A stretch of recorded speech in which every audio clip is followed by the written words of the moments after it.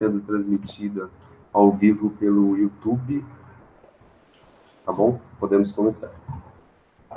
Então, boa noite a todos e a todas, sejam bem-vindos, né, à penúltima reunião do ano de 2020, sobre a nossa gestão. Estamos terminando, essa reunião, ela está com uma pauta em aberto, né, porque a gente está não tem protocolos, né, no momento, então vai ser interessante, que eu acho que vai ser, assim, um pouco de microfone aberto.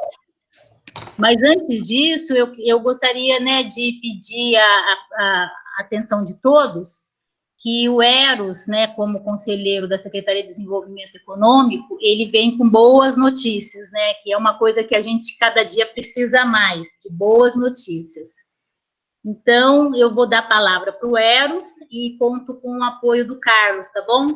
Para passar uma apresentação e ele poder comentar com a gente essas notícias boas. Perfeito. No seu comando, Eros. Boa noite, pessoal. Obrigado pelo convite, sou conselheiro, mas notícia boa sempre é bem-vinda, né? A gente está começando um processo, dando início a um processo, na verdade dando continuidade a um processo que tem a ver com sinalização, né? Inicialmente a Cláudia, a Ângela comentou que talvez o assunto de esporte motorizado seria, né, uma das pautas a serem discutidas hoje. Apesar do nosso pontapé inicial na secretaria não ter sido em relação a esportes motorizados na APA, né, e sim ciclismo, educação de ciclistas e tal, em um determinado momento esses assuntos se cruzaram, né? Então eu vou resgatar um pouquinho só desse caminho que foi feito para a gente tentar entender o que a gente conseguiu de avanço na discussão sobre a conduta de ciclista na APA e também o que a gente teve de conquistas e de orientações no que se refere aos esportes motorizados, né, na APA. Em janeiro, exatamente em junho, nós fomos demandados, a gente já estava acompanhando essa sobrecarga de fluxo aqui na região da APA, de ciclista, por conta da pandemia. A pandemia, de uma certa forma, criou esse isolamento, mas num determinado momento empurrou o pessoal para espaços outdoor, e essa região aqui, a região da APA, foi uma região super impactada. Então, monitorando, a gente já estava vendo que muito acidente, conflito, e aí, num determinado momento, a gente recebeu um ofício do pessoal do ciclativo, né, pedindo para que nós os ajudássemos para fazer uma campanha de educação para os ciclistas. Nos chamou muito a atenção, porque vindo dos ciclistas, né, geralmente os ciclistas são meio refratários, são meio costumam atribuir os problemas a terceiros, então a gente achou muito bacana a iniciativa. E a partir daí, a gente nos reunimos com o pessoal do DR, com o pessoal da prefeitura, para ver em que a gente, com a INDEC, para ver em que a gente podia contribuir com essa demanda do ciclativo, né? Foi muito bacana esse início de conversa, porque o DR, que geralmente não participa das reuniões, participou de uma forma muito legal e se comprometendo a fazer a parte de sinalização horizontal e sinalização vertical, que eles fizeram, foi uma coisa muito bacana. A gente teve essa resposta rápida deles, que para a gente foi muito legal, e eles se colocaram totalmente à disposição para auxiliar no que for preciso, inclusive disponibilizando a faixa de domínio deles.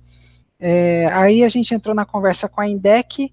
A conversa com a INDEC também foi legal, junto à Gerência de Educação e Cidadania, na qual a gente estava discutindo uma campanha específica para começar com a Semutran, que é em setembro, mas para dar continuidade. Então, essa campanha estava prevista a elaboração de uma cartilha de educação para os ciclistas, ações de conscientização em campos, que não foi possível realizar por conta dessa situação de isolamento, e uma sinalização, né, educativa em Sousas e Joaquim Egídio, era o primeiro recorte. E aí, na Semutran, a gente começou a fazer essa discussão e foi muito legal porque a gente começou a trazer outras associações, né, a gente começou a abrir essa discussão. E então nós tivemos a participação do Congeapa, da Cláudia desde o começo, as secretarias da prefeitura, aí veio o pessoal do cicloativo, né, aí alguns também moradores aqui, então foi uma coisa bem aberta. E inevitavelmente a discussão sobre esportes motorizados chegou, né, chegou nessa discussão e a gente achou totalmente pertinente.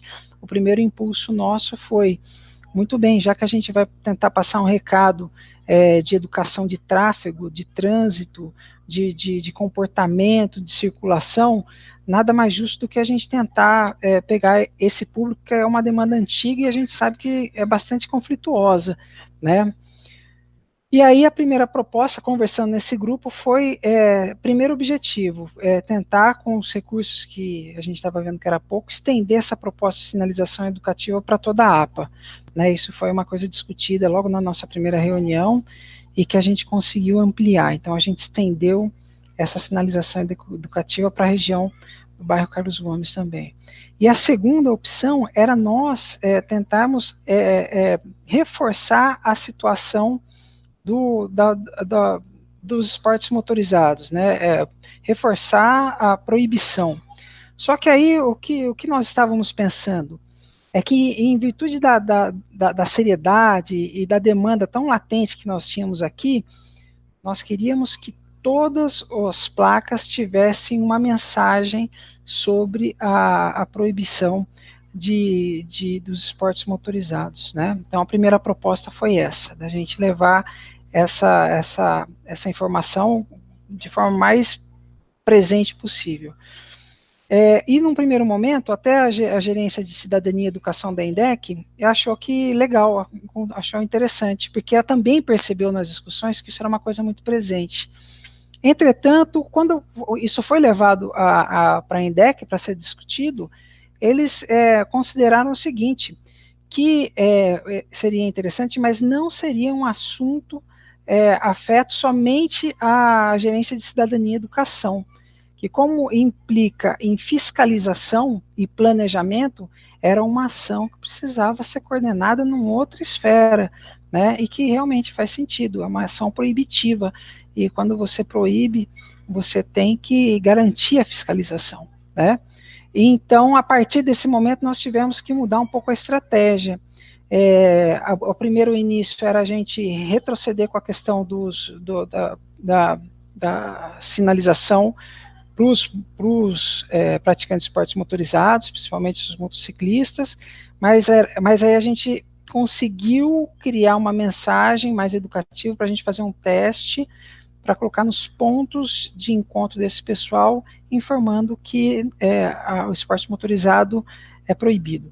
Então, o que nós temos hoje, na verdade, é uma sinalização educativa, que está para ser executada agora, com a parceria da INDEC e com a Secretaria do Verde, que está viabilizando a produção, né, que está com mensagens específicas para ciclistas, e com uma abordagem ainda de um ponto de vista, eu acho que simbólico, para os motociclistas, para o pessoal que faz esporte motorizado.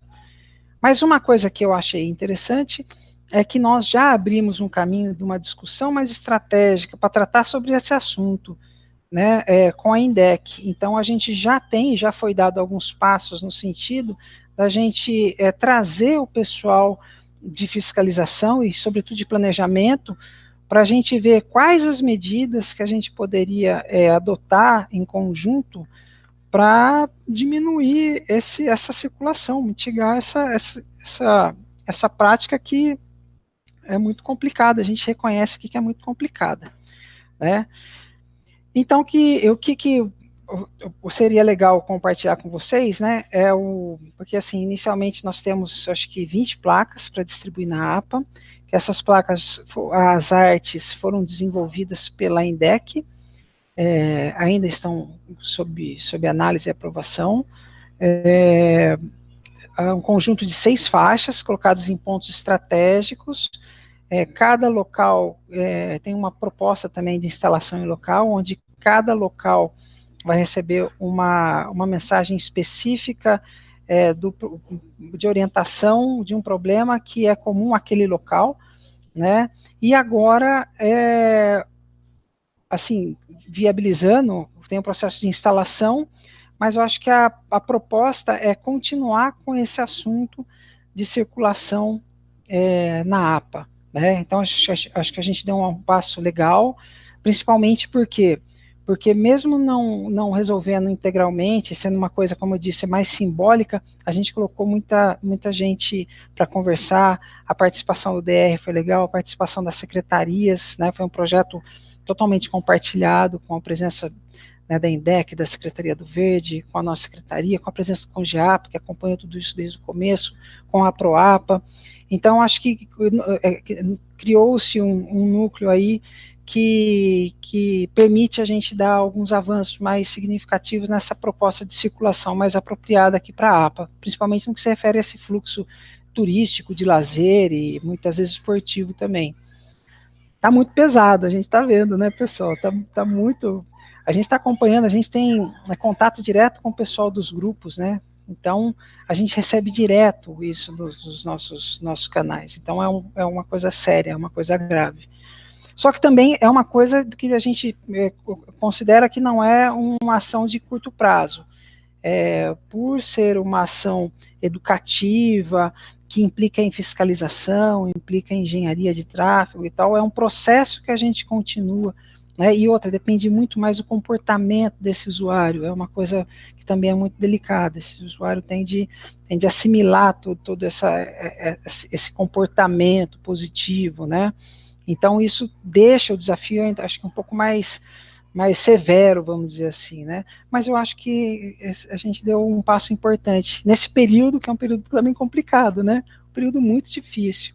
E aí, assim, todo o mérito para a Secretaria do Verde, que nos apoia desde o começo, que está nos ajudando a viabilizar essas faixas, essa sinalização, e a INDEC, que também se colocou completamente à disposição.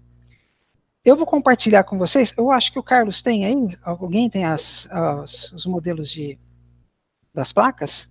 O Carlos tem. Tá fácil compartilhar aí?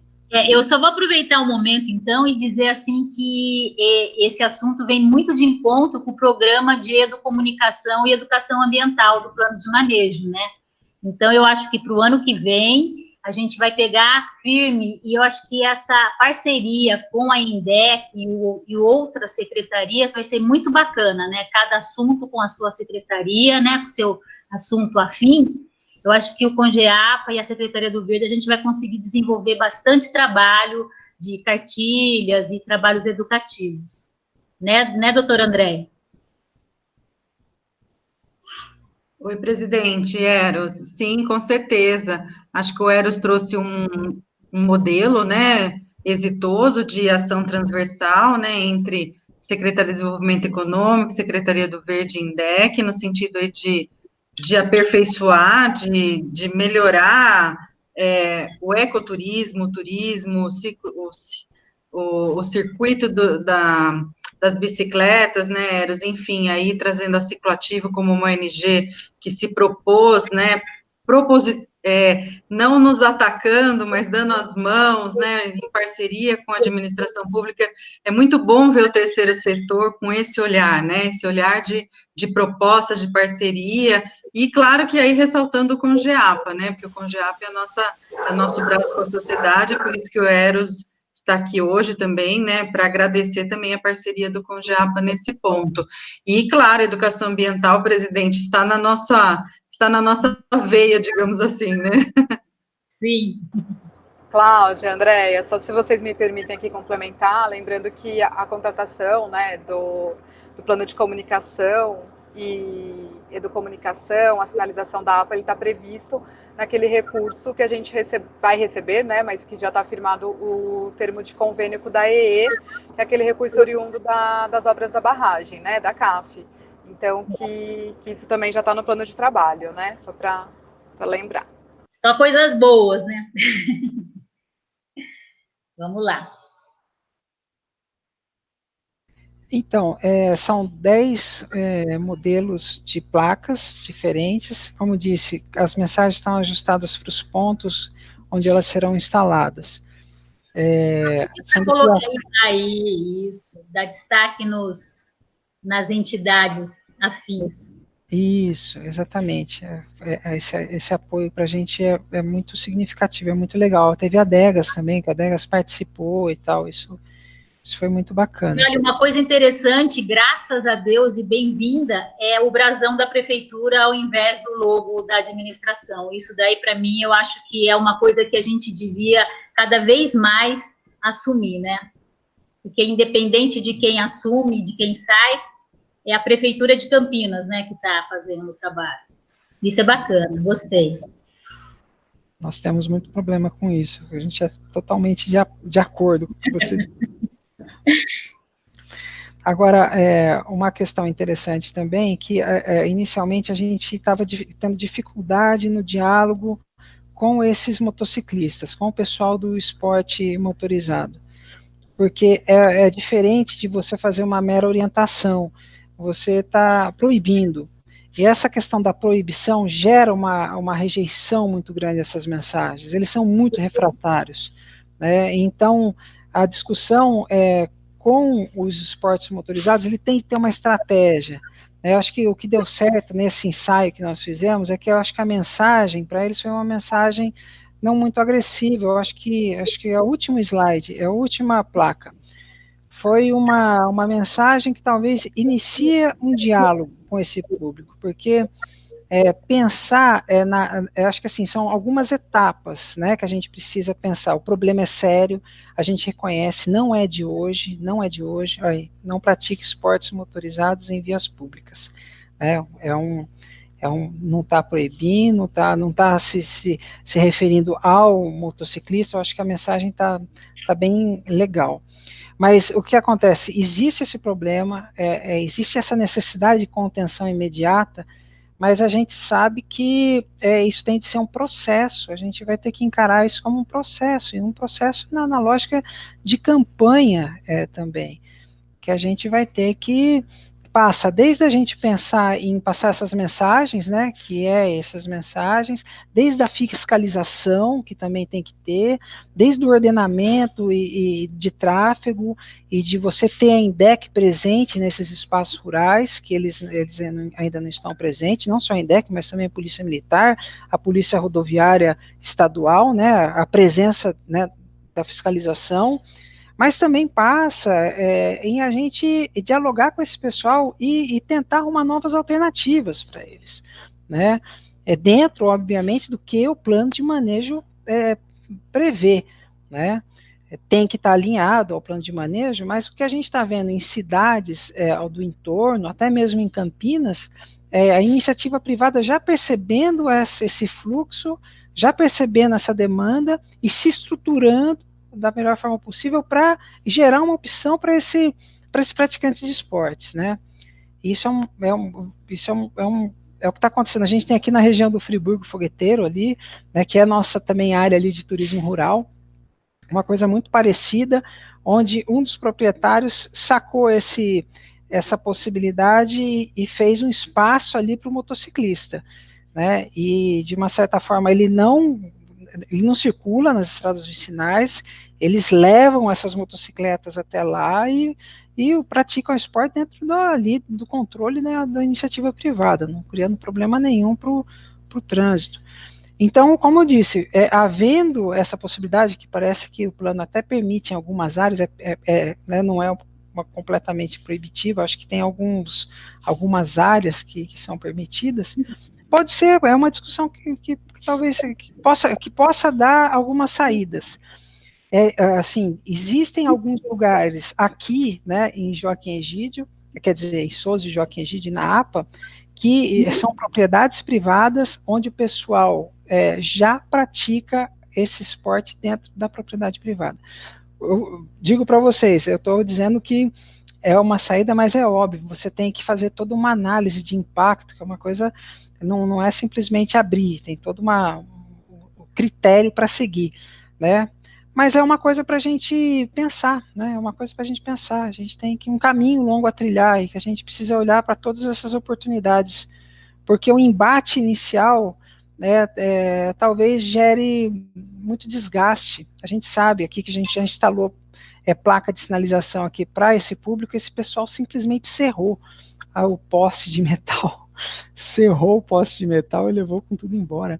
Então, precisa de estratégia, a gente precisa costurar, a gente precisa estar atento à lei, estar atento à fiscalização, mas criar soluções inovadoras para a gente compatibilizar ou, se for proibir mesmo, proibir com um respaldo e com o mínimo desgaste possível. Isso mesmo. É isso que a gente pensa. Pelo plano de manejo, Eros, a proibição, ela se restringe às vias públicas, né? Sobre empreendimentos em áreas particulares, aí elas podem ser admissíveis, né?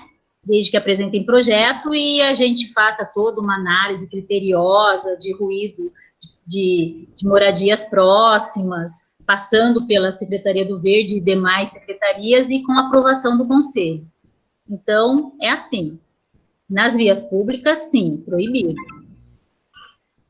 Exatamente. E outra questão importante também, que essa modalidade de comunicação, no nosso entendimento, ela já está na sua capacidade máxima. A gente fica olhando, porque como a gente trabalha muito com comunicação via sinalização e tal, a gente fica observando sempre o limite. E eu acho que a gente, aqui na APA, a gente tem um limite, né, da comunicação visual. Passou disso, ela já começa a tomar um outro caráter. Já começa a ser poluição, a gente já começa a ter problema. Então, a gente mesmo tentando integrar essa sinalização à sinalização das vicinais, que a gente já sinalizou, a gente acha também que tem limite para a discussão de instalação de placas, né? E que o ideal é a gente estabelecer esse limite, a gente, se tiver esse sistema, que ele seja completamente integrado e que ele tenha essas variações que pode ser por meio de aplicativo, que pode ser por meio de outras formas de comunicação, né? Mas a sinalização também nos preocupa, esse volume de placa que a gente coloca, a gente está atento a isso também, que é uma coisa importante. Sem dúvida. Eu vou compartilhar com vocês, deixa eu ver se eu consigo compartilhar aqui uma proposta de instalação. Deixa um minutinho só que eu vou ver se será que eu posso? Será que tem condição aqui? Deixa eu ver se eu consigo. O que eu acho interessante, né, que são placas, assim, educativas para a gente, né, mesmo quem não é ciclista, por exemplo, falando para o ciclista seguir a orientação da via, né, que a gente encontra muito ciclista andando na contramão. E aí, você tendo uma sinalização dessa, de alguma forma vai constranger ou, ao mesmo tempo, dar assim, oportunidade de você falar, ô ciclista, olha, você tem que andar no mesmo sentido da via, entendeu? Então, é bacana isso. E, assim, são pequenas mudanças, né, que a gente sente que dá resultado, né? Então, eu achei as placas, assim, de textos bem significativos, né? E, ao mesmo tempo, não tão agressivos, né? Bem bacana, eu gostei. Ficou legal, também gostei. Eu não estou conseguindo aqui, eu vou copiar no link, no chat, o link. Deixa eu ver se o Carlos consegue exibir para a gente, que eu não estou muito bom para isso. No seu não tem o apresentar agora? Aí embaixo?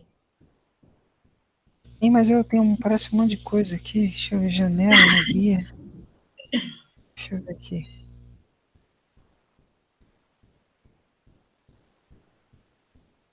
Ô, Cláudia, a Giovana pediu a palavra depois da fala do Eros, tá? Ah, pois não, se o assunto for relacionado com a apresentação, fica à vontade.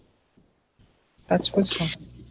Tá, com licença, Eros, e boa noite a todos, novamente. Eros, você, pelo que eu sei, né, pelo aquilo que eu já vi, você é um dos grandes frequentadores, né, de bicicleta para essa região. Então, eu vou te falar como moradora, a experiência que a gente tem como moradora, né? Todo ciclista, no meu ponto de vista, a maioria dos ciclistas, eles são motoristas. E, por ser motoristas, eles sabem as regras e as leis de trânsito. É muito comum um grupo andar todo unido, ele pega praticamente a pista toda. Aqui, a rodovia é uma rodovia.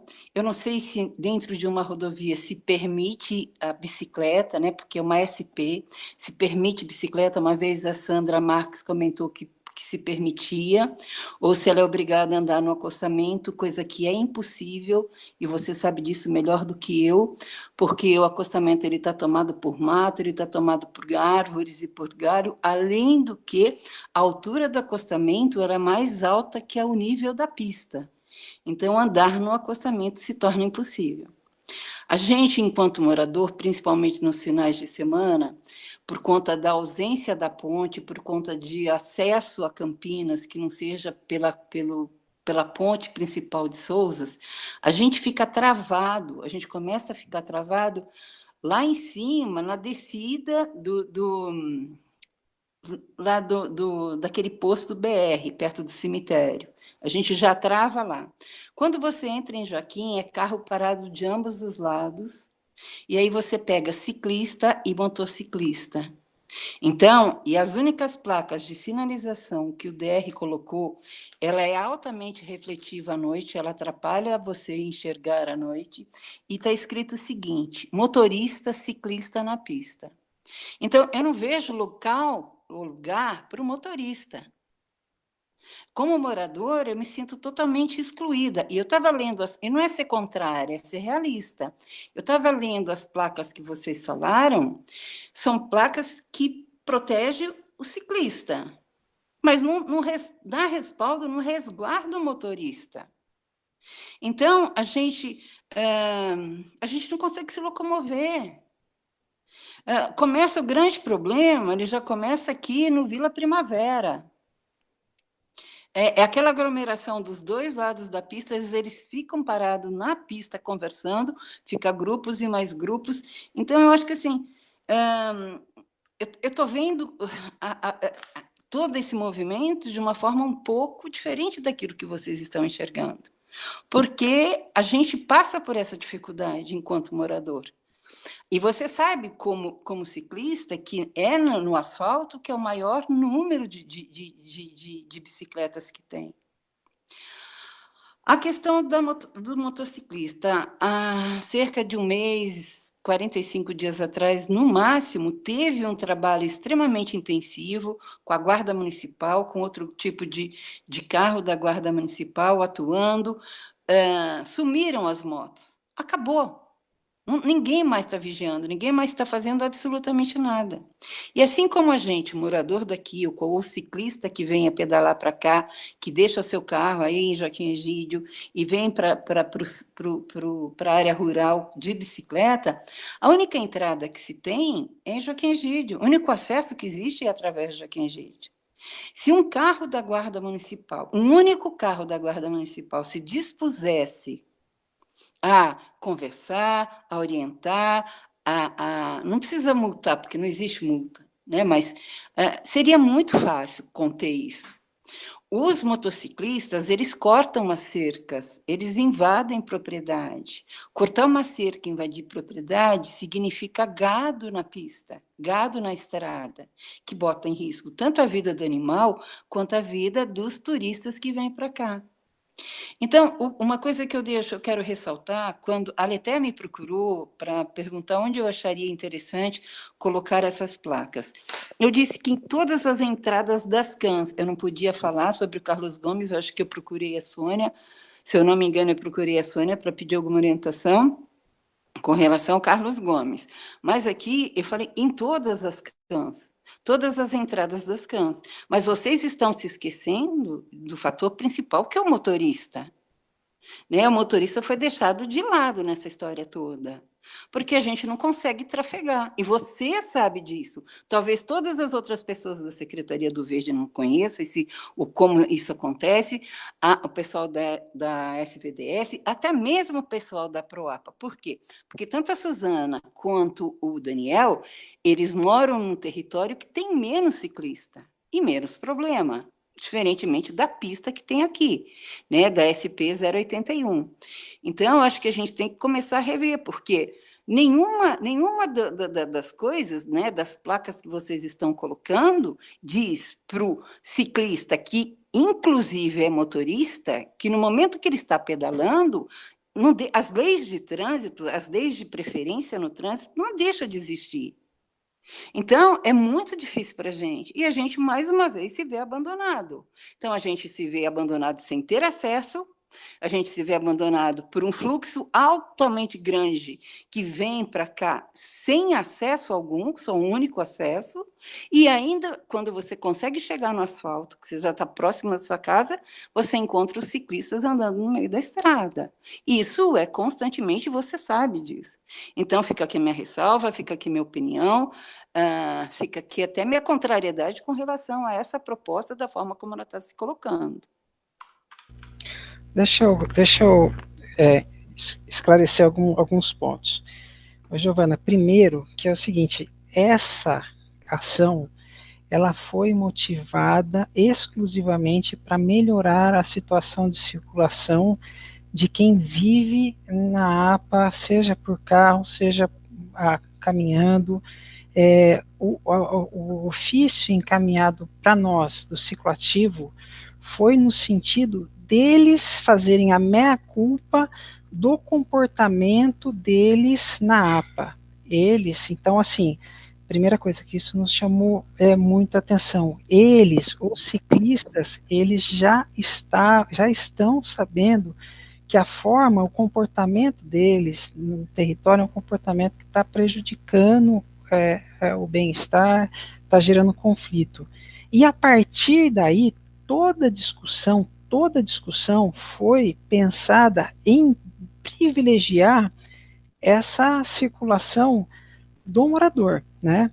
O que você diz, eu sei, é real porque eu também corro esse trecho semanalmente, é real porque eu vejo ciclista impedindo a circulação, e eu vejo também motoristas irritados e conflito. Então, o eixo principal da discussão foi esse. O que aconteceu no caminho? Só para você compreender.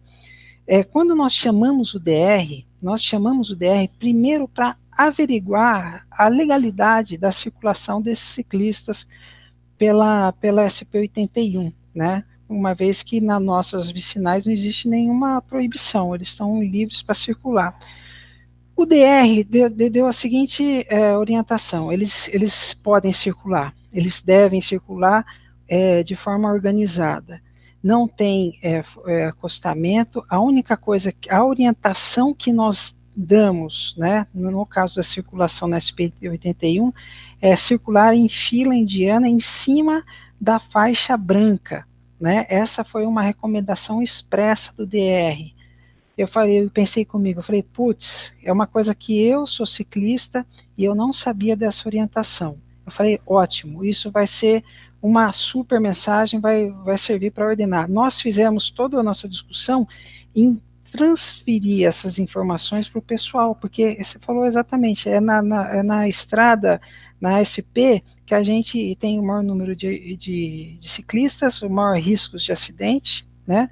Então, a gente já começou de uma forma positiva, e o DR deu ok para a gente, falou, olha, a gente não pode proibir, é autorizada a circulação, só que eles precisam circular em cima da faixa em fila indiana. Quando for ultrapassa, mas imediatamente volta no fluxo, na direção do fluxo, né, na faixa da direita, né, na direção do fluxo.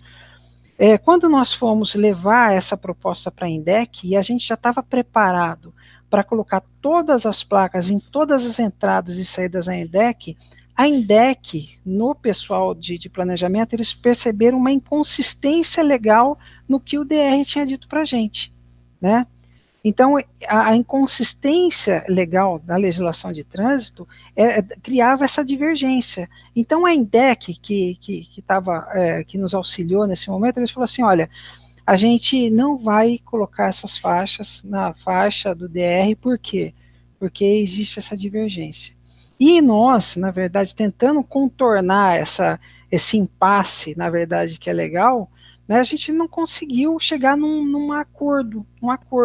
A gente não teve um alinhamento pleno no sentido de entendimento legal que permitisse a gente resolver em curto prazo, né, e que pudesse acatar integralmente as orientações do DR. Então, o que acontece? A gente teve que tomar uma decisão.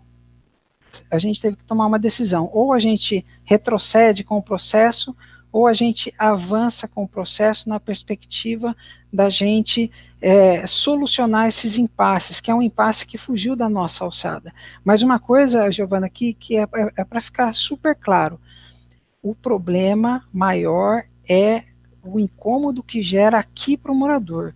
Né? A gente está falando de circulação, a gente já detectou esse problema de circulação, mas a gente sabe que tem problemas também de invasão de propriedade privada, mesmo como você disse.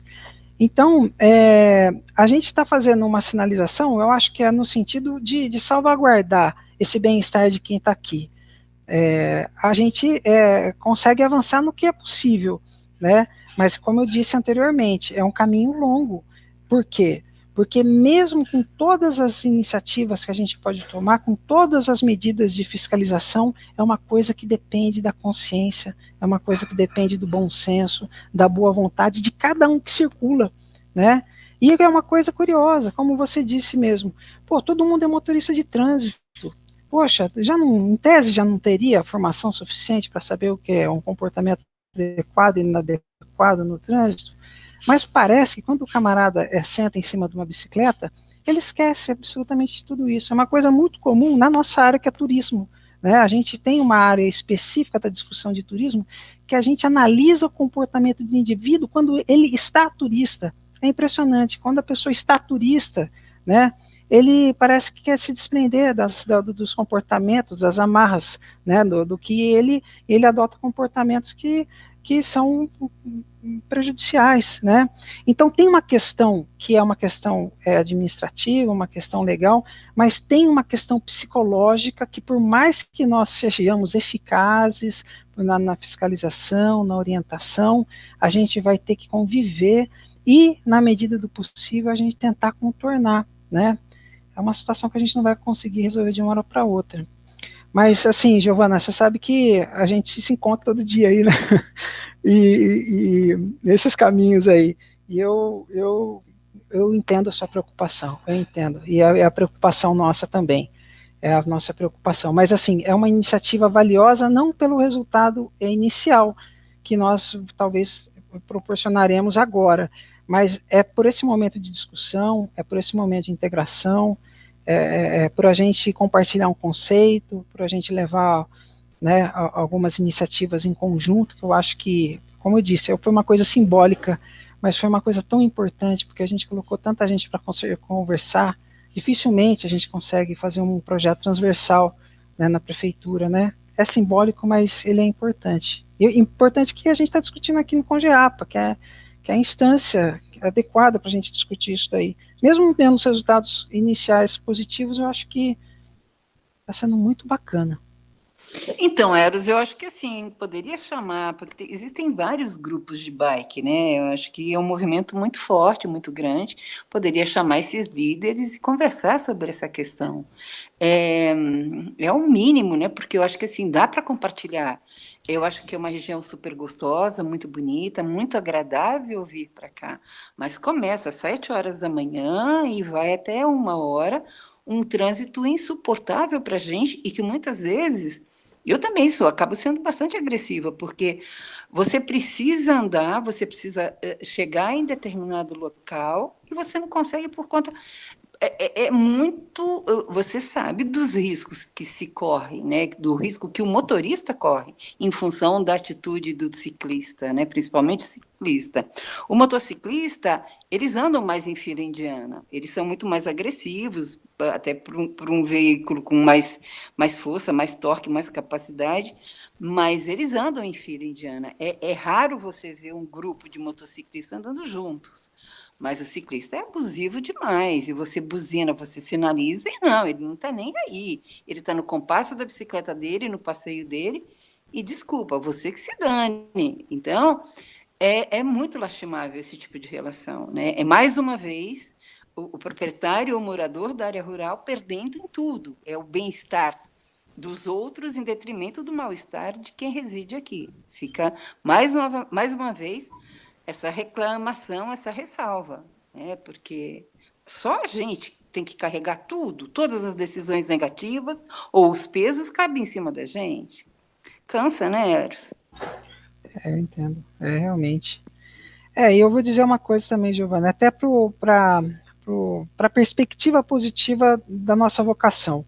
Né? Se a gente está falando de uma vocação que pode ter a ver com turismo sustentável, equalizado, se a gente não tiver uma perspectiva positiva, isso se estagna muito rapidamente, né? Então, essa é uma missão nossa, né? A gente tem que fazer com que seja uma coisa aceitável para todos, né? Que senão, por exemplo, eu já estou evitando pedalar em alguns períodos, eu já não quero saber de entrar nesse risco, eu já estou sendo mais seletivo, né? Até mesmo para minha integridade, até mesmo para não correr esse risco, né? Então, acho que são equações que a gente precisa resolver em nome da preservação dessa vocação nossa, né? Eros, mas você como ciclista sabe que o turismo do ciclista, ele não agrega nada, é um turismo de passagem. Eles param, tem um grupo que para aqui no Feijão com Tranqueira, no Carlão, eles tomam o estacionamento do restaurante, eles não consomem absolutamente nada e vão embora. Quando muito, deixa aquele monte de saquinho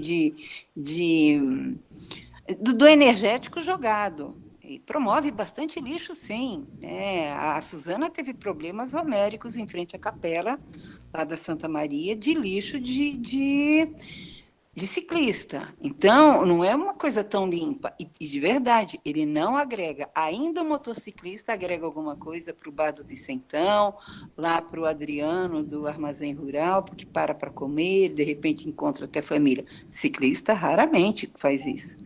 Mesmo porque ele não se alimenta, ele leva a barrinha dele, ele leva o gelzinho dele, e você sabe do que eu estou te falando. Monta no carro e vai embora. Então, fala. Fazer um paralelo. Eu discordo. Aqui a gente tem casos muito positivos. Se vocês já ouviram falar café com trem, um empreendimento café com trem na região do R14, trem... Eu vi uma propaganda aqui, eu vi uma matéria que a Cláudia colocou. Ela postou. Aqui você tem a Maria. Você tem a Maria na Estrada da Bocaina. Bem lembrado, Giovana, bem lembrado. Eu acho que assim. A única pessoa que você tem é a Maria. Agora, a Maria tem uma barraquinha que é menor do que uma banca de pastel. Isso não é turismo, né? Espera lá. Maria, quem que para? E para tomar uma água de coco? Assim, eu estou dizendo para você, Giovana, que a gente está numa transição. Esse público é um público que anda com bicicleta cara, é um público que tem um poder aquisitivo, que tem um comportamento adequado, que, na verdade, eu converso com esse pessoal, eu vivo no meio deles, e eu vejo muito mais gente consciente do que gente descompromissada. O que nós vemos em nível de Brasil, nós temos rotas cicloturísticas poderosíssimas, que são capazes de estruturar uma região inteira por meio da atividade econômica associada ao turismo. Né? Então, o que acontece? É um público potencial muito poderoso. E o que está acontecendo aqui exatamente, que eu acho que é a missão nossa de Congeapa, é olhar para esse mercado, olhar para essa tendência e facilitar os ajustes dessa demanda e dessa oferta. Né? O que eu estava dizendo, esse café com trem é uma iniciativa muito interessante, porque ele, de uma certa forma, deu um sentido para um bem tombado, que é um prédio tombado da antiga Mogiana, onde virou um ponto de encontro desse pessoal. A pessoa que mora lá já consegue ter um retorno dessa rentabilidade, né? E de uma certa forma está totalmente ajustada a esse modelo de negócio, que eu acho que pode ser um modelo de negócio no Congeapa, né, onde as pessoas produzem ali, convidam as pessoas para chegar, ali você não tem nenhum tipo de restrição, as pessoas chegam, consomem, pagam o tanto que acham que consumiram, né, uma coisa muito honesta do ponto de vista de relação, né, mas que mostra, que apresenta um novo modelo de negócio. E o que eu acho que, na verdade, existem coisas aqui na APA que são intrínsecas, essa vocação turística é uma delas, né? Não adianta a gente rejeitar. O que a gente tem de fazer é inovar na gestão turística aqui. Todas as reclamações que nós temos, eu sou morador aqui, eu vivo aqui, eu ando aqui, eu adoro isso aqui, né? Tudo é possível a gente equacionar, tudo é possível, mas a gente tem que pensar em um perfil mais empreendedor, não tão reativo, porque a gente tem uma tendência a ser muito reativo, né? Mal a gente consegue ser planificador, a gente está começando a fazer uma discussão sobre plano agora, né? Mas para ser empreendedor, né, e para a gente fazer esse destino, né, esse local, e eu vou dizer uma coisa para vocês também, que é uma coisa que está no nosso escopo, a gente não quer que o turismo seja a principal atividade aqui, isso é uma coisa que a gente já discutiu há bastante tempo, a gente quer que o turismo complemente uma outra vocação, a gente não está falando de uma vocação principal de turismo, porque a gente sabe, talvez como ninguém, os possíveis efeitos colaterais, mas a gente sabe também que o turismo, quando for bem equacionado, quando a gente tiver uma proposta inovadora, empreendedora de gestão de turismo numa unidade de conservação como essa, ela pode alavancar muitas outras vocações. A gente está falando de uma área rural, né, que, por exemplo, a gente vê no Fogueteiro, você vê a propriedade que tem lá no Fogueteiro da família. Eu conheço o seu Melker, eu sei daquilo, quando você estava falando, eu conheço até o circuito do Melker, né? É dentro de uma área até, inclusive, que é locada, essa área não pertence a ele, é uma propriedade que a família loca.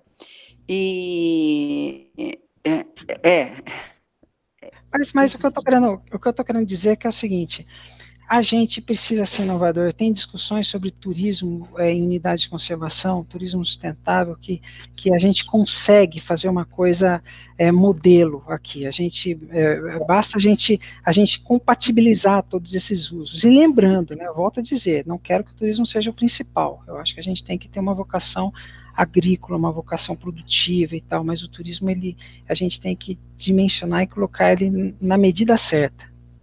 Eros, o meu primo, eu tenho um primo que é publicitário, ele me procurou, eu procurei a Cláudia e procurei a Suzana da Proapa. Ele se propôs a bolar, né, assim, criar um plano sobre, acho que é Trilha do Brasil, Trilha Brasileira.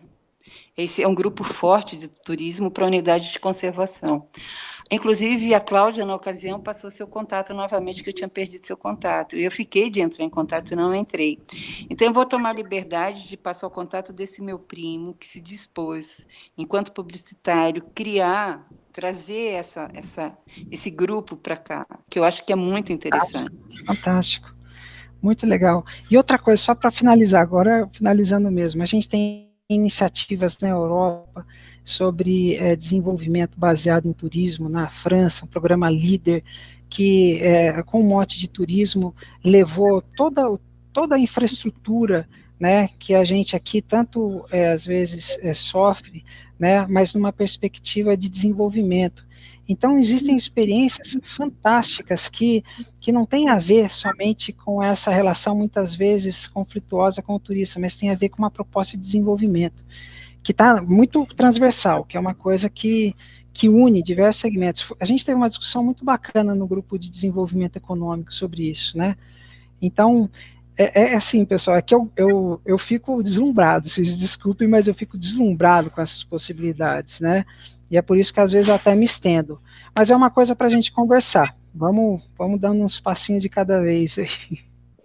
Obrigada, Eros, pela sua participação. E a Renata fez aqui um comentário, e eu quero aproveitar, Renata, não sei se você gostaria de falar, realmente, o que eu sinto é que as secretarias, quando desenvolvem projetos na APA, elas, assim, são muito isoladas, né? Não tem a coparticipação das outras secretarias. Então, por exemplo, se o turismo vai fazer algum evento na APA, muito difícil a gente ver algum comentário sobre animais, sobre flora, sobre assuntos ambientais. Então, eu acho assim, cada vez mais a gente precisa, em cada evento, seja aquelas caminhadas que a Secretaria de Cultura, Secretaria de Turismo faz, seja na Semana do Meio Ambiente, que a Secretaria do Verde que promove, a gente precisa ter mais participação. Por exemplo, a INDEC, ela desconhece que o plano de manejo proíbe esportes motorizados nas vias públicas. Então, assim, está faltando, sim, cada secretaria se envolver melhor com a APA. E o plano de manejo deveria ser assim, para cada secretaria, deveria ter uma cópia e fazer com que os técnicos lessem, entendessem o porquê de tudo, porque eu acho que o plano de manejo está bem explicativo. Então, é isso, eu espero agora, né, que a gente está indo para uma nova gestão, agora a partir de janeiro, a gente consiga, como foi esse trabalho desenvolvido, né, a muitas mãos, que os próximos, né, principalmente agora que a gente vai estar com algumas ações de recursos da compensação da barragem de Pedreira, né, que é outro assunto que depois a gente conversa, está trazendo a oportunidade da gente desenvolver ações educativas, né, e propositivas.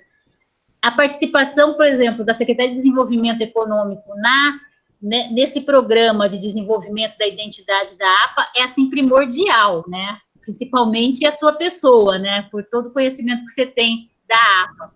Então, eu acho que é isso que a gente precisa, abrir as portas para as outras secretarias também participarem de todas as atividades aqui, porque envolve todo mundo, né?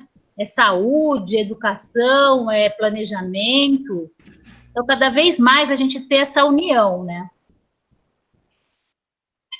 Presidente, se me permite fazer uma parte em relação à questão da intersetorialidade, né? Que parece que o Eros, como servidor de carreira de muitos anos, né, conduz também, tem esse perfil, né, de diálogo, de agregar. Tem uma questão que eu quero chamar a atenção aqui, novamente, porque toda reunião do CONJAP e do CONDEM, me desculpem por ser repetitivo, mas é um assunto importante para o CONDEM e para o CONJAPA, que são os PL 65 e 66. Por que eu estou trazendo os PL 65 e 66 também nessa discussão? Porque lá cria a possibilidade, nós temos um gestor para a APA de Campinas. Lembrando que Campinas tem 9 unidades de conservação, né?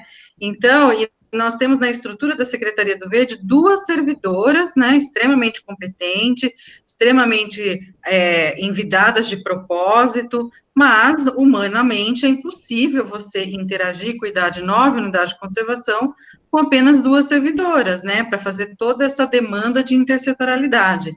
Então, lembrem que a figura do gestor da APA, porque no Brasil, né, o Sistema Nacional de Unidade de Conservação, no Brasil, indica que cada unidade de conservação tem um gestor, que justamente faz um pouco aí o papel que o Eros fez, né, do diálogo, da interação, da interdisciplinaridade, enfim. Então, lembrando, e esses PLs estão tramitando na Câmara, não sei se vão ser aprovados esse ano ou não, mas, de qualquer maneira, mesmo que seja aprovado ano que vem, acho que faz parte do nosso trabalho conjunto, porque o plano de manejo foi elaborado em conjunto com o CONGEAPA, né, o perfil desse gestor da APA de Campinas foi minuciosamente intensamente discutido, né, nas oficinas e no CONGEAPA também, então, lembrando a necessidade de incremento da gestão, né, porque temos 2 andorinhas lá na Secretaria do Verde, temos uma andorinha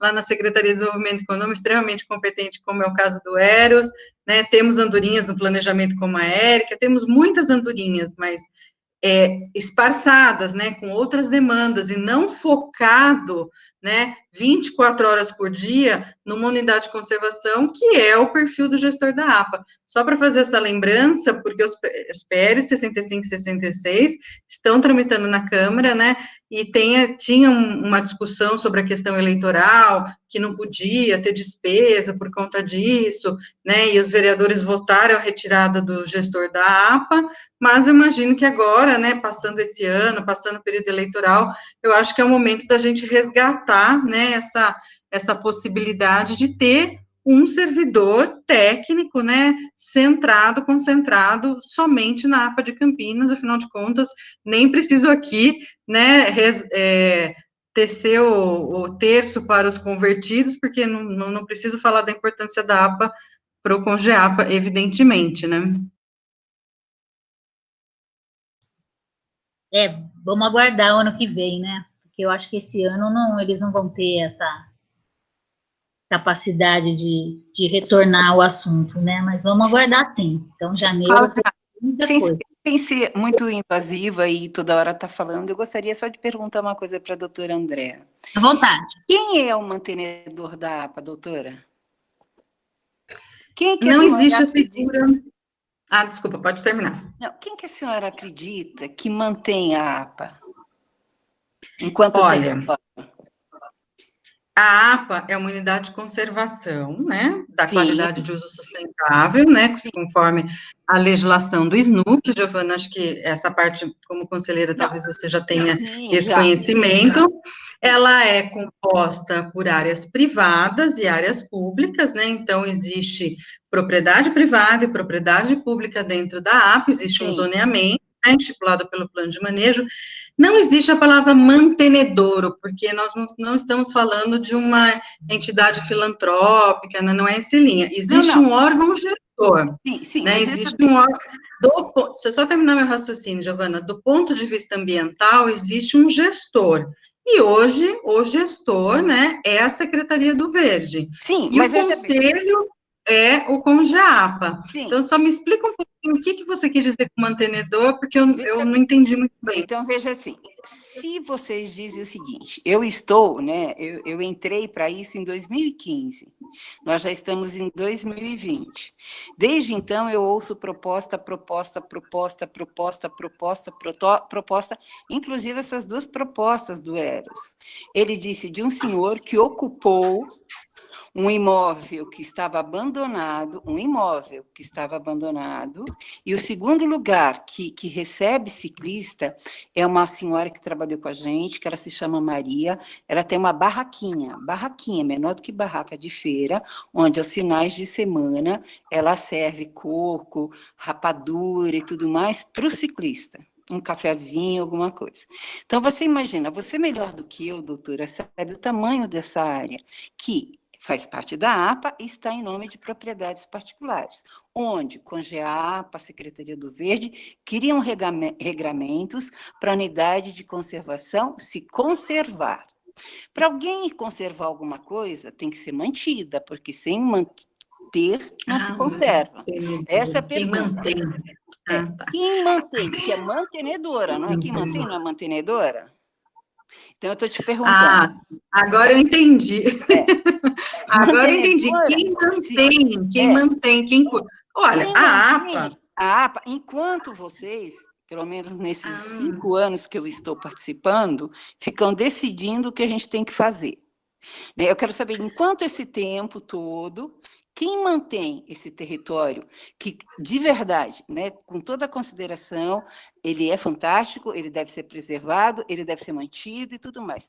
Mas eu queria que a senhora me explicasse quem mantém isso.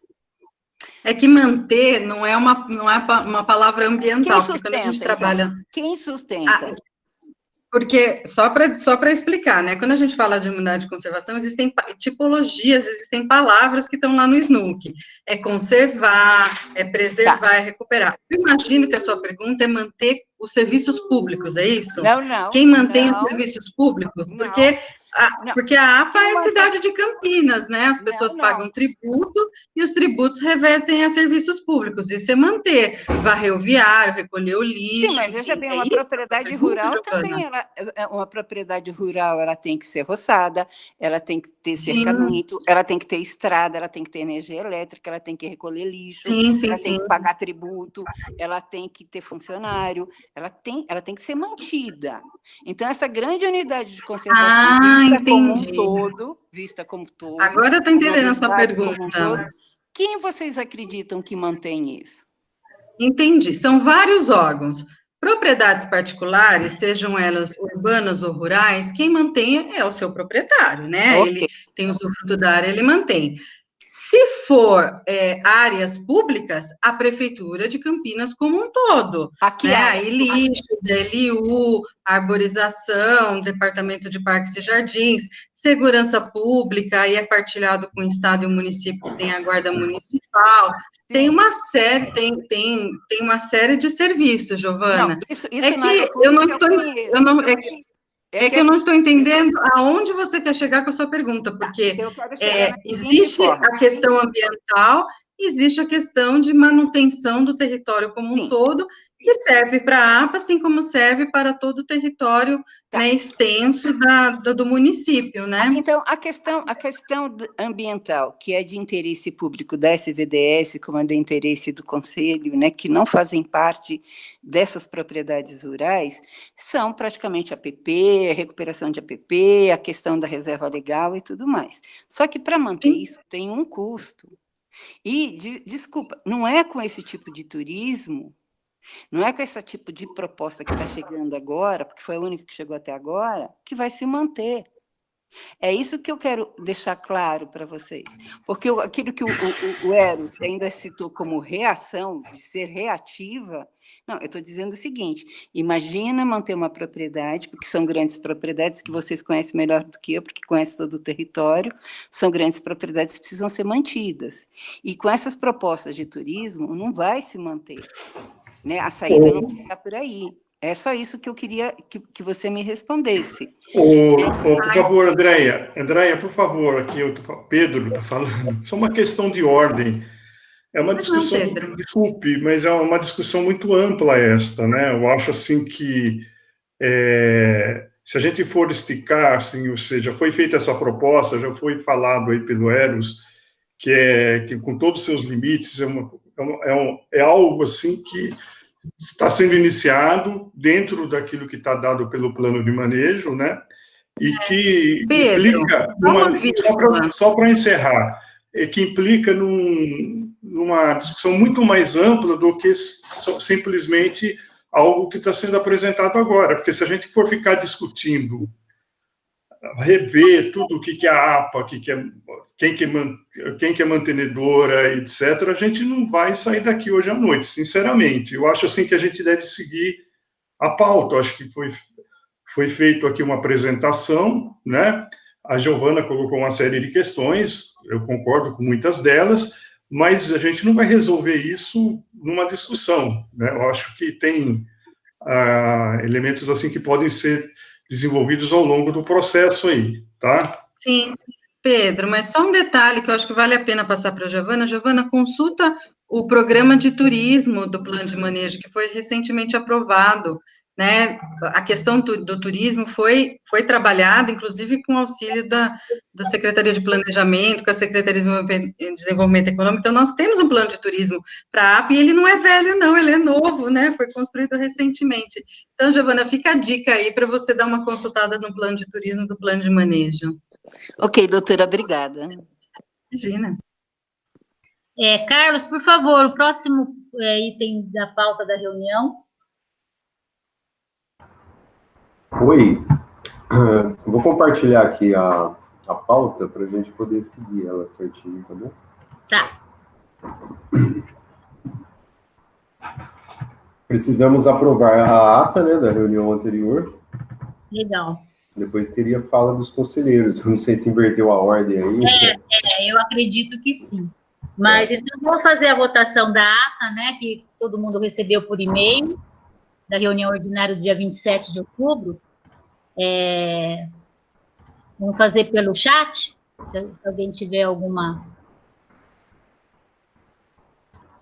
Acho que aqueles que estiverem a favor, né, do texto permaneçam como estão, não se manifestem. Contrários e abstenções se manifestem no chat aqui para a gente registrar. Por favor.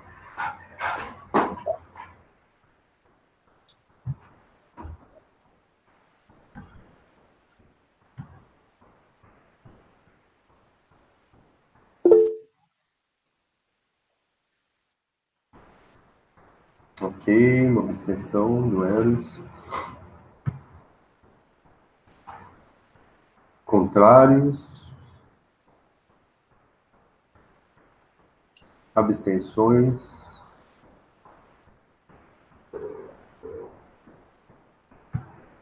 Aprovada com uma abstenção.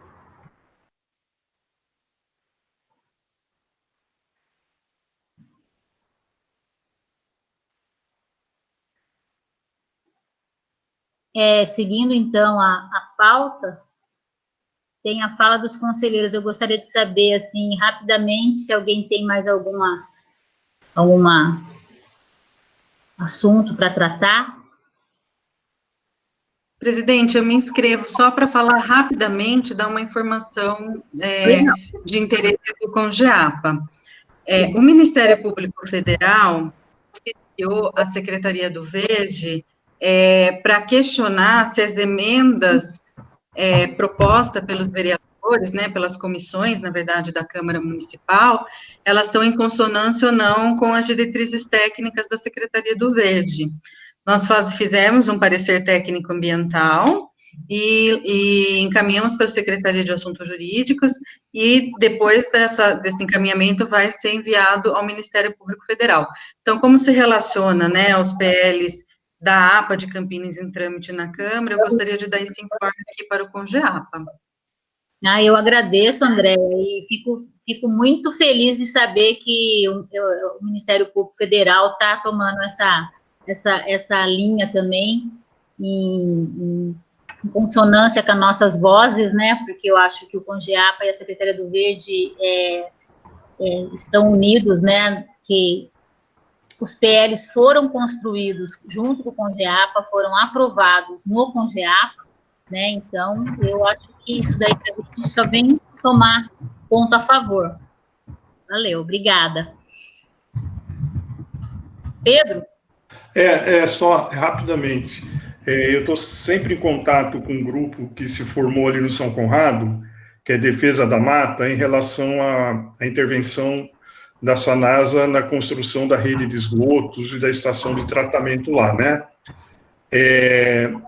Eles estão me cobrando, inclusive, assim, porque foi feita uma ação do CONGEAPA junto ao Ministério Público, que a CETESB, junto ao CETESB, para questionar, né, através do Ministério Público, a CETESB, que não levou em consideração um relatório que foi feito pelo CONGEAPA.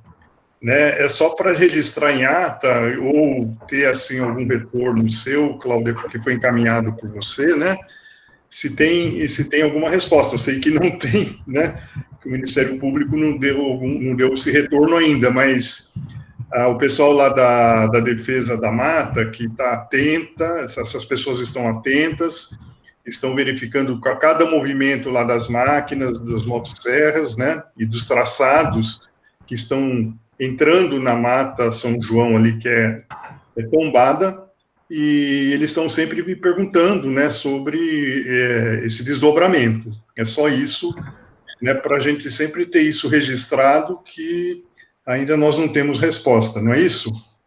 Isso, até vou pedir para você que o conselheiro que ficou designado a tratar desse assunto diretamente foi o Perdigão. Então, ele tá mais em contato com lá os promotores, então a gente pode mas que eu sei, e o que o Perdigão me passa, é que realmente ainda não tivemos um retorno, né?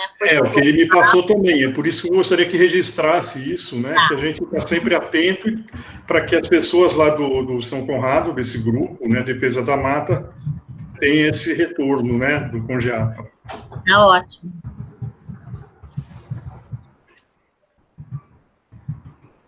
Tem mais alguém inscrito? Não. Então, pessoal, eu acho que a gente já pode encerrar essa reunião, né? Domingo a gente tem uma missão importante para alguns, para outros não, mas é decidir quem vai ser o novo prefeito da cidade de Campinas, né?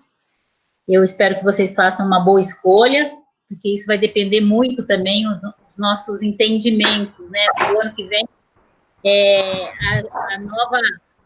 o novo grupo de pessoas, né, de entidades que participarão do Congeapa, eles vão ter muitas coisas já em andamento para serem resolvidas e acompanhadas e batalhas grandes, né?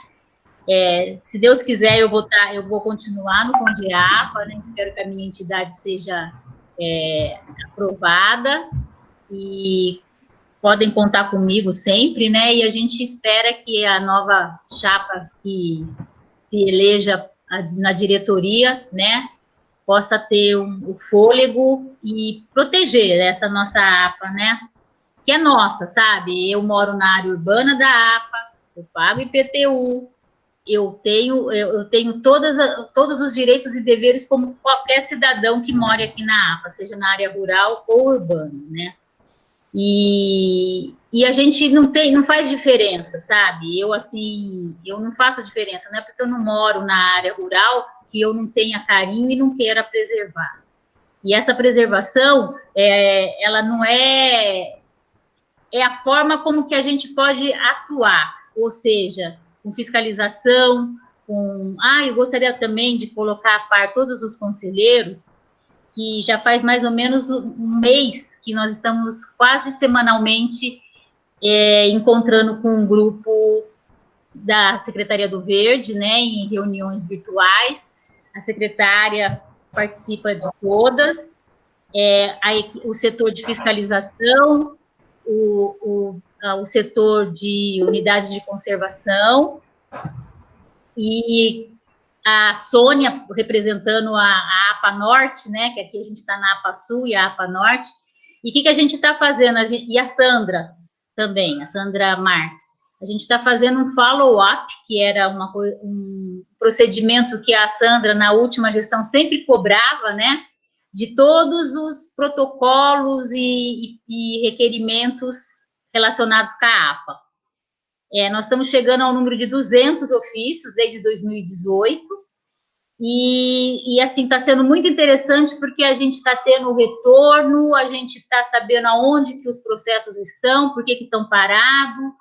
Eu gostaria aqui de destacar o papel da Heloísa, do setor de fiscalização, que tem sido muito, muito proativa, tem nos atendido, tem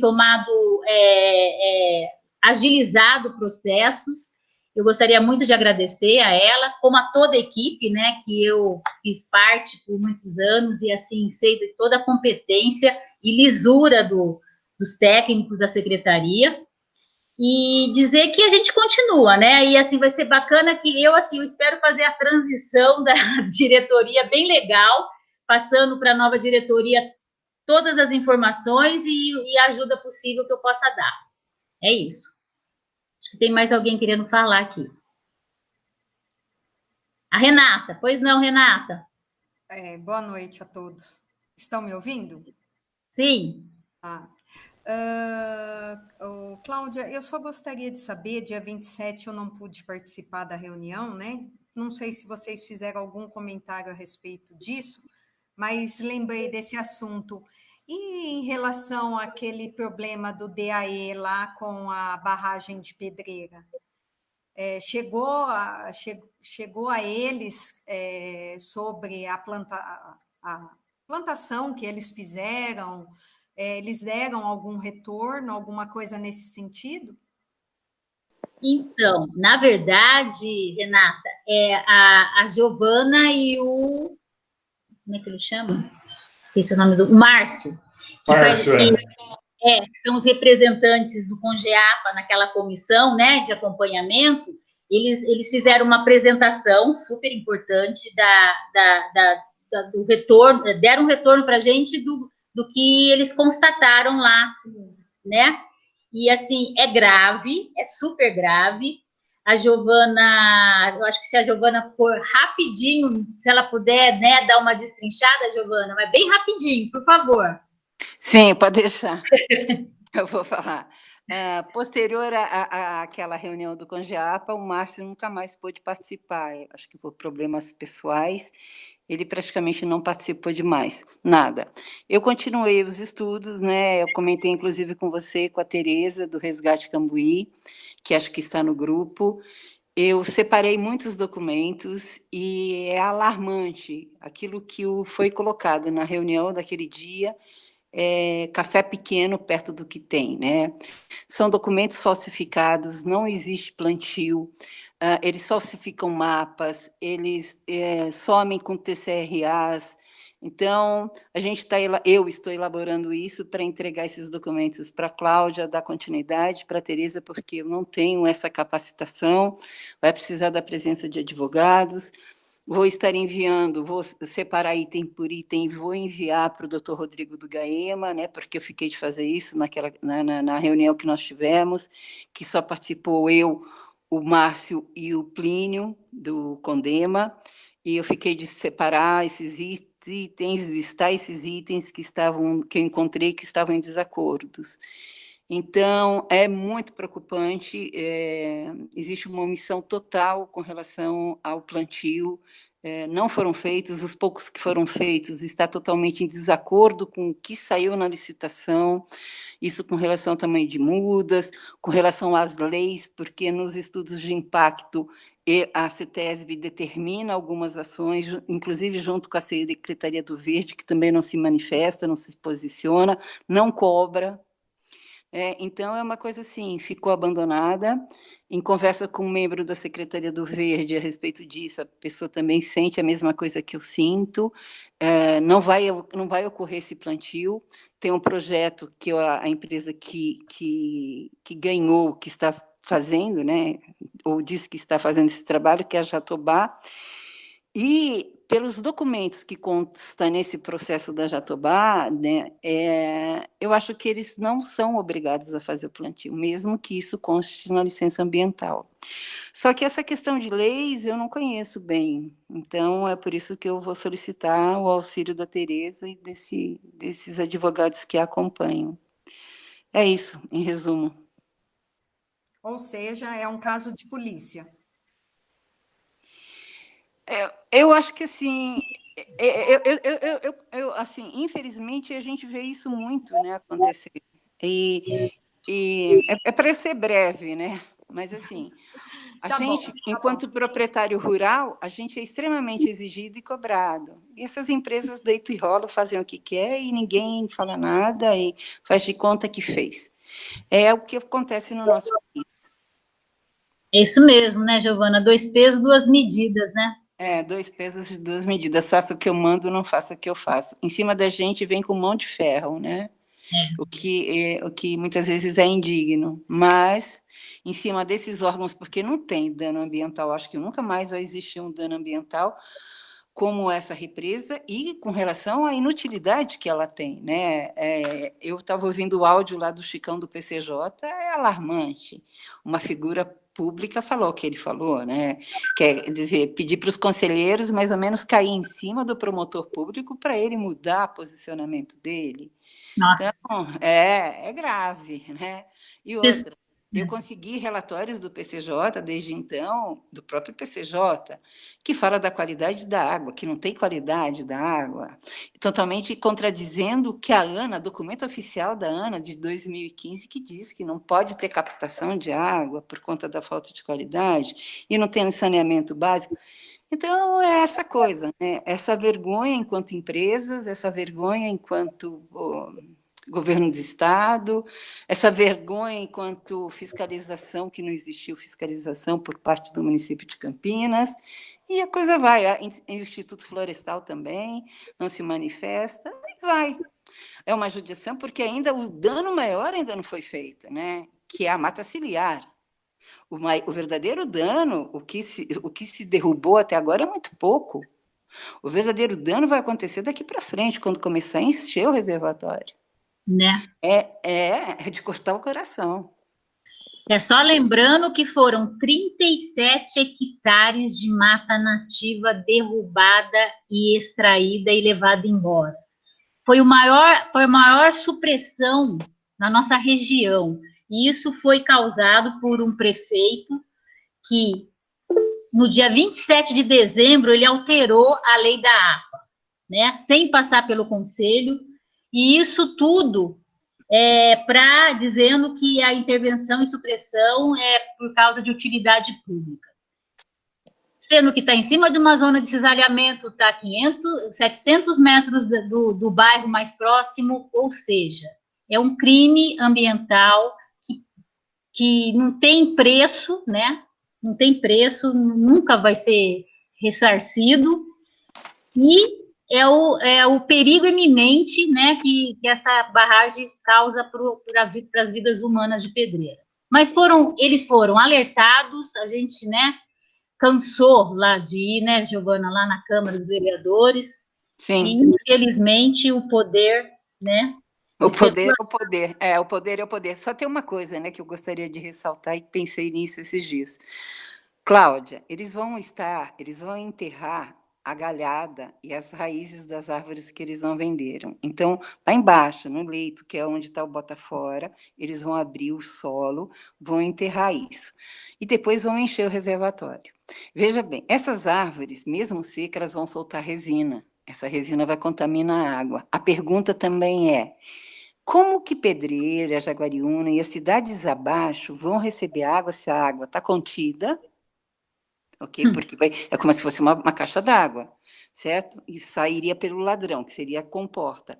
Como que eles vão receber a água? Como que eles vão ser abastecidos com a água se a água que está a montante, a água que está montante, ela está contaminada, ela está parada, porque no estado lêntico ela apodrece. Essa água, por mais eficiente, que não é eficiente coisa nenhuma, mas por mais eficiente que se seja, ela demora anos para ser potável, para ser utilizada. Então, é muito louco, é muito descaso, é muito absurdo o que fazem. Não. Eu queria só dar um palpite depois lá de Amparo. Pode falar, Tereza. Pode falar. Além desse absurdo todo que a gente viu aquele cara falando, que os advogados já estão até dando uma olhada, o que a gente vai fazer com isso aí, que alguma coisa tem que fazer, né? Sim. Eu assisti um vídeo hoje do PCJ, e um dos caras é da CETESB. Agora eu preciso separar esse pedacinho, ver direito de novo. Ele fala da falta de qualidade da água do rio Camanducaia, exatamente no lugar da barragem. Então, a gente já vai ter duas informações pesadas sobre o assunto. Mas já se não me engano, é 200 quilos por dia de fósforo, ou sei lá eu do que, entendeu? É da JBS, tem um matadouro, acho que é batedouro. Não, mas isso é uma coisa oficial do PCJ. Sim. O cara da CETESB falando, ele não fala de onde vem, mas é meio que continuação daquele vídeo lá do Mactube, né? Sim. Chegou o vídeo do Lanhos e agora chegou o vídeo da CETESB. É Mactube, meu. Junta esses dois pedaços e manda pau, entendeu? Tereza, tem conversa. Eu peguei na Secretaria do Meio Ambiente, né, a Secretaria Estadual do Meio Ambiente, eu peguei documento agora, desse mês, que eles continuam afirmando que essa água vai servir 23 municípios. Eles citam Campinas, Valinhos, Vinhedo, Sumaré, essa região. Então, mas quanto a isso, mas é uma mentira só o tempo todo, um engodo só o tempo todo, e um encampa o outro. Os órgãos públicos, um encampa o outro. O que nós vimos no Amparo? A CETESB não olhou, o DAE fez aquela caca, trocou a lei, que a promotoria já falou que aquilo está completamente errado, tá certo? Todo mundo fingiu que não viu, e nós estamos alertando desde quando? Todo mundo. Desde 2014. Sim. Entendeu? Então, Tereza, assim, tem fala muito... sua desde 2013. Tem fala sua? Então, no nosso blog tem videozinho de audiência desde 2014, que foi a primeira lá no DAE, em São Paulo. Então, é tudo muito absurdo, e aí a gente chega nesse ponto. O que é aquela ação nossa que está lá no Ministério Público Federal? É para que eles comprovem a utilidade pública daquela barragem. E aí, com a utilidade pública, você vai ter água? Então é utilidade pública. Não vai ter. Você destruiu a mata? É utilidade pública? Não. E tá lá, o juiz não deu a liminar e não julgou ainda, entendeu? Então o que fazem esses caras? É muito... Entendeu? Quem paga essa conta? Nós, o cidadão que vai ficar embaixo dessa droga, dessa barragem aí, com essa paredona, pronta para estourar em 5 minutos e morrer todo mundo até Jaguariúna, entendeu? Porque o problema, como o pessoal fala, não é só a barragem, a construção. O problema é a operação, é a manutenção, é quem está tomando conta, quem está olhando. Você tem vários problemas. E a gente sabe que as coisas não funcionam aqui. Quem controla? Quem que vê? Ninguém vê nada. É tudo na teoria. Blá, blá, blá, blá, blá, blá. Chega de blá, blá, blá. Sabe? Vamos agir, não vamos ficar falando igual tonto. Isso é que falta.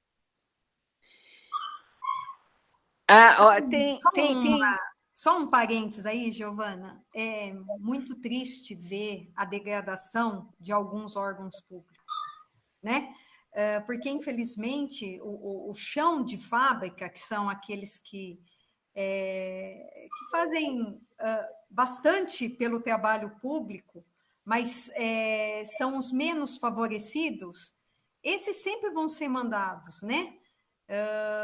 E a gente vê que acima, essas pessoas, cabeças pensantes, quando entram para fazer a gestão, infelizmente fazem uma gestão errada, né? Então, isso é muito triste ver. Chegar a esse ponto de alguns interesses, fazer isso numa região de APA, né, onde foi passado o rolo compressor por cima, né? Foi passada a boiada, resumindo. Ok? Era isso. Obrigada, Renata. Cláudia, deixa eu só falar uma coisa, agora lembrando uma outra coisa aqui, você comentou a respeito desse trabalho que você e a Sônia estão fazendo, né? Dos protocolos, tudo. Eu gostaria de falar aqui para vocês que aquela situação ali naquele loteamento de Pedreira, não, né? Aqui de Campinas, aquele lugar ali está ficando perigoso, hein? Aquele lugar está aumentando, e agora já se fala aqui nas entrelinhas que um outro pedaço que não dá para ser visto quando você está vindo de Pedreira para cá, para Campinas, vai começar a lotear. Sim, Renata. Eu não sei se a Sônia... O que eu estou percebendo é que eles estão loteando... deixa eu só completar. Estou sabendo que eles estão chamando o pessoal de Pedreira para comprar esses lotes. Tá? Esses lotes ainda não foram oferecidos, pelo menos para o pessoal que eu converso aqui, de Carlos Gomes, de Gargantilha, não tem isso, entendeu? Então, são pessoas de Pedreira que estão comprando lotes dentro de Campinas, de um lugar que a gente sabe que não tem nada, né, acertado, nada como fala? Nada aprovado, né? Oi, Pedro? Nada aprovado. Nada aprovado, né? Então, esse protocolo a gente sabe que você colocou, Cláudia, mas a gente precisaria de uma ação efetiva aí, hein? Porque a coisa vai ficar feia, e feia no sentido que eu quero dizer, vão acabar mais com o local ali, e depois vai ser mais um ônus que a Prefeitura de Campinas vai ter. Porque se está dentro da área de Campinas, é ela que vai ter que descer com água, porque a água também da barragem não vai chegar ali para eles. Então, vai ser mais um ônus para a Prefeitura e para a Sanasa e para todos nós aqui, né? Tá bom? Só gostaria de enfatizar mais isso. Tá, eu queria te passar que a Sônia, que faz parte da sua associação, ela participa, eu acho que ela não deve ter te passado esse retorno, né? Mas são 3 protocolos do mesmo assunto que foram encaminhados para 3 secretarias, Secretaria do Verde, Secretaria de Habitação e Secretaria de Planejamento. A Heloísa, da fiscalização, ela fez todo um trabalho de ajuntamento desses protocolos, né? E esses protocolos, eles estão sendo tratados num grupo especial de empreendimentos irregulares, uma coisa assim. E eles já estão cientes, tá? Então, assim, o papel do conselho, que é de levantar as denúncias e encaminhar, ele foi feito. Agora, está na mão dessa Secretaria de Habitação, que parece que está agendando visita até o local para tomar todas as atitudes que tem que ser tomada. Isso daí, a Heloísa, da Secretaria do Verde, está acompanhando para e passo, né? Então, a gente está tendo um retorno que está andando. Esse caso está andando, eles já estão cientes disso. Agora, sim, cabe a nós cobrar as atitudes mais rapidamente, né? Porque daqui a pouco vai ficar inviável retroceder. E, em últimos casos, a gente entrar no Ministério Público, caso a Prefeitura não faça o papel dela. Ok. Né? Legal. Cláudia, aquela ocupação aqui na Santa Maria, que eu mostrei para vocês aquele dia, você, a Tereza e o Marco Vicentinho, ela só cresce.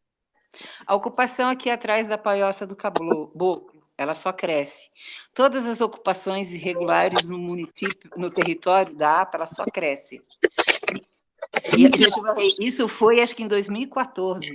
Isso, a gente fez, eu peguei no Google, pontuei todas aquelas que você me passou e foram encaminhadas para a Secretaria de Habitação também. A Secretaria de Habitação, infelizmente, ela não tem sido, ela não está nos atendendo, né? Então, a gente dá uma cobrada sobre esse assunto, mas ela já está em todos esses casos. A garrafaria também, ela continua a todo vapor. Então, aí vocês falam, né, do meu lado meio agressivo. Não é agressivo. Não, você está... muito realista. Eu sei, você é uma das... O pessoal fica atrás de uma mesa, sabe? E imaginando a coisa. E quem vive o dia a dia disso tudo e quer andar na linha, porque você sabe, você conhece minha propriedade. Sim. Sabe? Quer andar na linha? Consegue. Desestimula, você cansa. Eu queria só ressaltar uma coisa. Todas as propriedades da região estão à venda, inclusive as do Zé Português.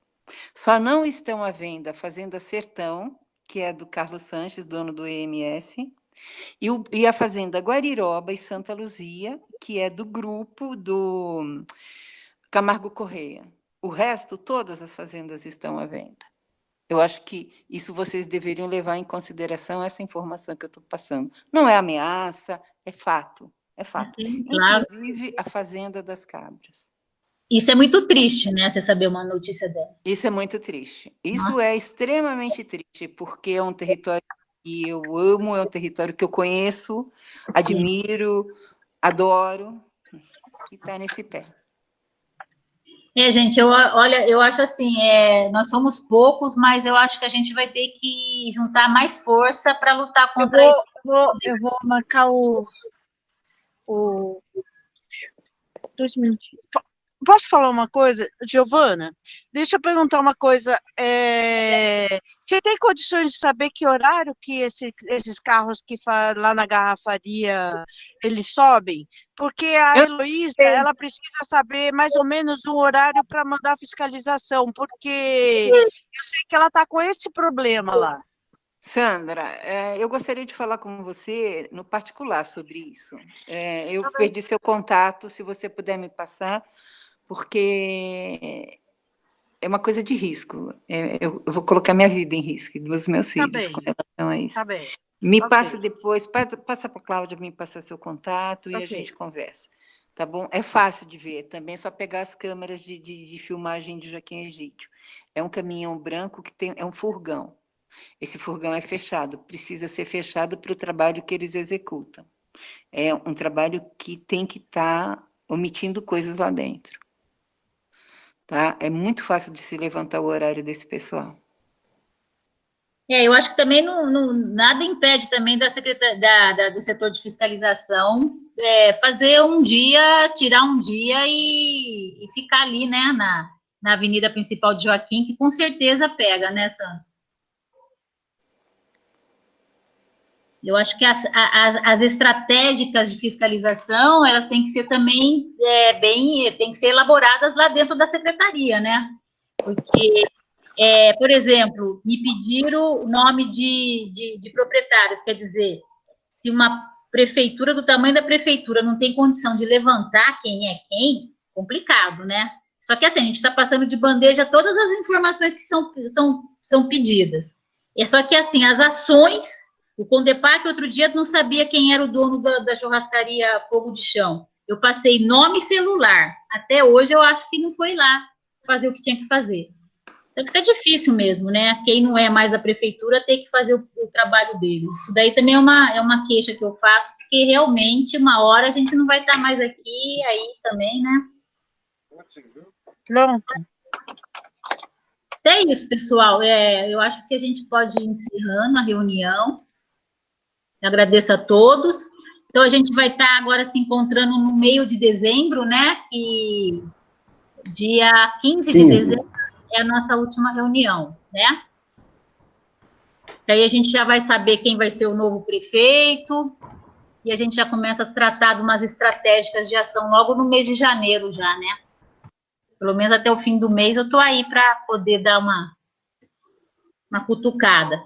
E passar o bastão para a nova equipe que vem aí, que eu espero que tenha pique, como eu disse, para pegar esse rojão. Mas vamos Cláudia, eu posso fazer a última pergunta? Desculpa. Fala.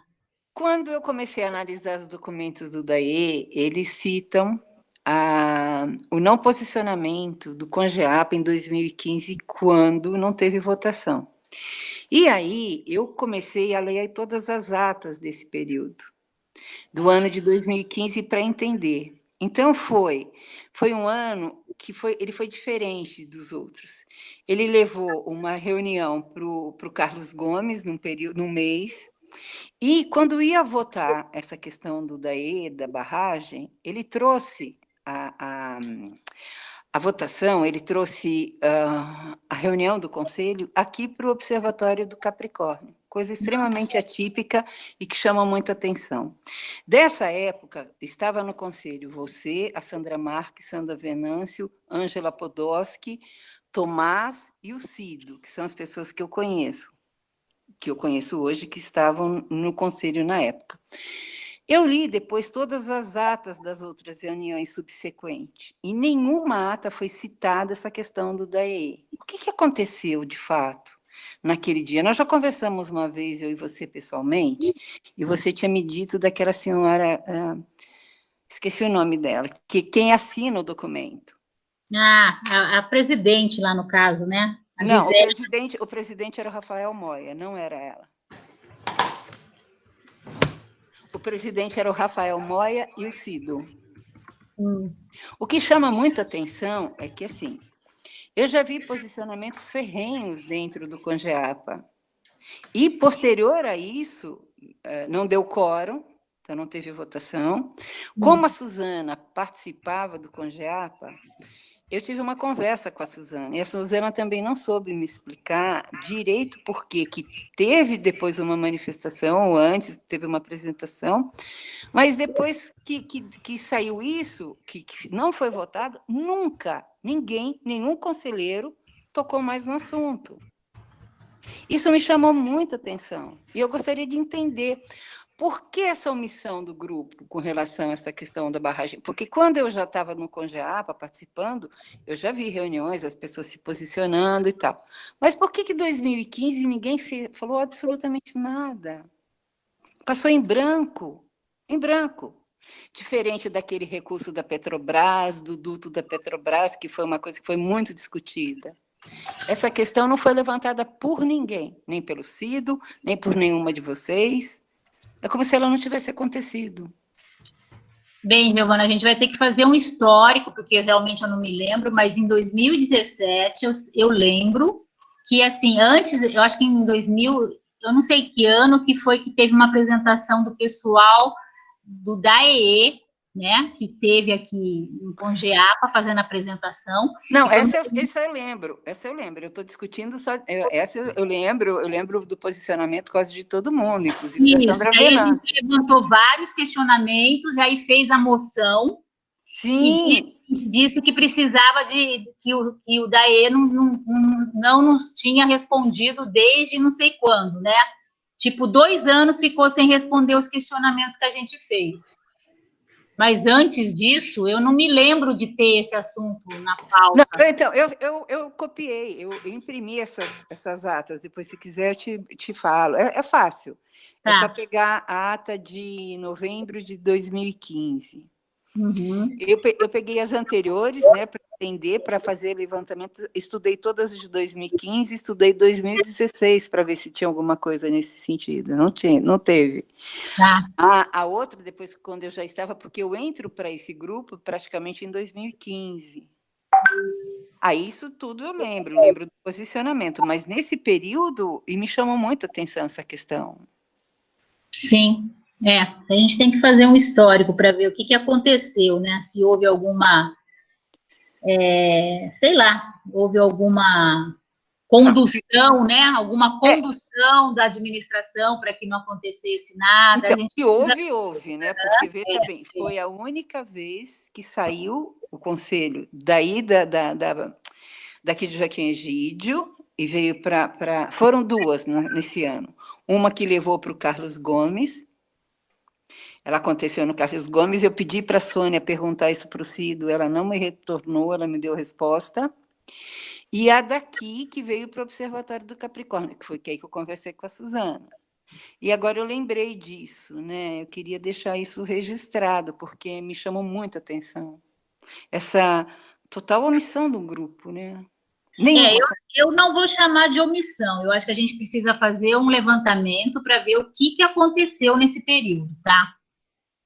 Para saber o que aconteceu. Não dá para dizer que o conselho não fez nenhuma atitude própria. Não fez, não. Eu posso te afirmar, porque eu analisei todas as atas, não fez. Você pode analisar, pode gastar o seu tempo como eu gastei o meu pesquisando. E não foi só 2015, como 2016. E sugeri também para uma outra conselheira para fazer a mesma coisa que eu fiz, para eu ter certeza que eu estava no caminho correto. Então, eu estou no caminho correto. Não, tudo bem, Giovana. Eu acho que o conselho é um colegiado, né? E eu acho que atitudes são tomadas e, assim, é tomado em conjunto. Então, se não houve, a gente, né, ficou lá atrás. Eu não tenho como falar para você agora, né? Sim. Eu sei de 2018 a 2020, de tudo que aconteceu, mas antes, sim, né? Sim. Mas é triste isso, porque eu acho que a gente tem que ver que ano que vem a gente vai estar, assim, repetindo a dose com a barragem de Souzas, né? Ficou para mim, uma ideia muito de desmoralização, sabe? Porque pegou mal. E pega mal aquilo que eu falo, em cima de atitudes ferrenhas, né? Diferente de posterior, né, posterior desse período, todas as outras. Você, inclusive, levou a moção para ler lá na Câmara dos Vereadores de Pedreira. Estava eu, você e o Pedro. Tereza estava filmando. Maria acho que estava junto, isso eu lembro, então eu não estou questionando isso, eu estou questionando a questão de 2015, dessa reunião, e não foi só isso, foi posterior, porque tem assuntos que a gente começa numa reunião e ele se prolonga. E não teve uma única citação por parte de nenhum conselheiro, é como se não tivesse existido. Isso aí é para refletir, né, Giovana? Super, isso é alarmante, é preocupante, né? Sim. É isso. Então tá bom. Pessoal, acho que a gente pode encerrar, né? Tem mais alguém? Fazer algum comentário? Agora, boa noite, né? Agora, boa noite. Boa noite a todos, a todas. Carlos, obrigada aí do apoio, o pessoal que te ajudou, tá? Boa noite, pessoal, obrigada. Boa noite. A gente que agradece. Boa noite. Obrigado, César, pela transmissão aí no YouTube, Secretaria do Verde, todos do COGEAPA, aquele abraço aí, até a próxima. Próxima reunião, dia 15 de dezembro. E lembrar que o edital está com inscrições abertas para fazer parte aí do COGEAPA até dia 30 de novembro. Tem mais pouco menos de uma semana aí para as inscrições, tá bom? Um grande abraço aí para todos. Legal, um abraço. Boa noite a todos.